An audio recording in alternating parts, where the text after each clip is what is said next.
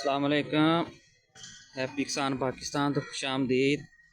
और जी दोस्तों, ਅਸੀਂ ਇਸ ਟਾਈਮ ਮੌਜੂਦ ਹਾਂ ਜੀ ਗੱਲਾ ਮੰਡੀ ਸਾਹੀਵਾਲ ਦੇ ਵਿੱਚ 31 ਅਗਸਤ 2024 ਔਰ ਗੱਲਾ ਮੰਡੀ ਸਾਹੀਵਾਲ ਦੀ ਤਾज़ा सूरत हाल और ताज़ा रेट ਜਿਹੜੇ ਆ ਤੁਹਾਡੀ ਖਿਦਮਤ 'ਚ ਪੇਸ਼ ਕਰਾਂਗੇ ਜੀ। ਬਾਰਿਸ਼ਾਂ ਦੀ ਵਜ੍ਹਾ ਤੋਂ ਮੰਡੀ ਦੇ ਜਿਹੜੇ ਹਾਲਾਤ ਨੇ ਬਹੁਤ ਬੁਰੇ ਆ ਜੀ। ਇਹ ਸਾਹਮਣੇ ਚਾਵਲ ਦੀਆਂ ਢੇਰੀਆਂ ਪਈਆਂ ਹੈ ਜੀ।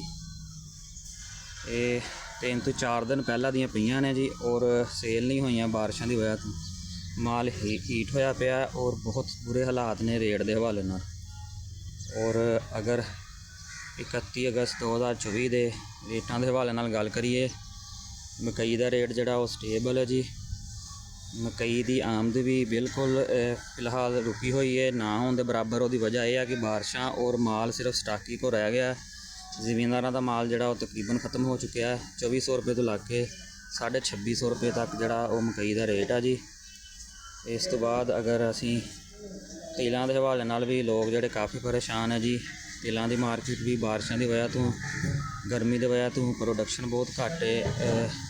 दाना नहीं सही बनया, शदीद मंदी का शिकार है जी। 9000 रुपये तो ला के 10,700 रुपये तक गला मंडी साहीवाल का रेट है जी तिलों का। और चावल दियाँ जिहड़ियां ढेरियां सामने नज़र आ रही हैं जी, हाईब्रिड ईरी 6 वगैरह ने जी। और 1000 रुपये तो लग के 1200-1300 1400 रुपये तक रेट है जी गिले माल का। सुक्का माल जिहड़ा साफ सुथरा 2000 रुपये तक रेट जिहड़ा हैगा जी। बहरहाल बहुत ज़्यादा मंदा जिहड़ा है वो जा रहा जी। ये रिफाइन जिहड़ा साफ सुथरा माल है तकरीबन 2200 रुपये तक रेट हैगा जी। 15/09 की अराइवल जी है गला मंडी साहीवाल च बहुत कम है। 2800 रुपये तो लग के 3000 रेट है जी। सरसों के हवाले नाल 6200 रुपये तो लग के 6700 रुपया। कपास की अराइवल जी बहुत कम है जी। 6500 रुपये तो लग के 7600 रुपया रेट है जी। बहरहाल कपास भी दी आमद जी ना होने के बराबर है जी। गंदम की मार्केट रुकी हुई है जी 2500 तो 2600 रुपये तक जी।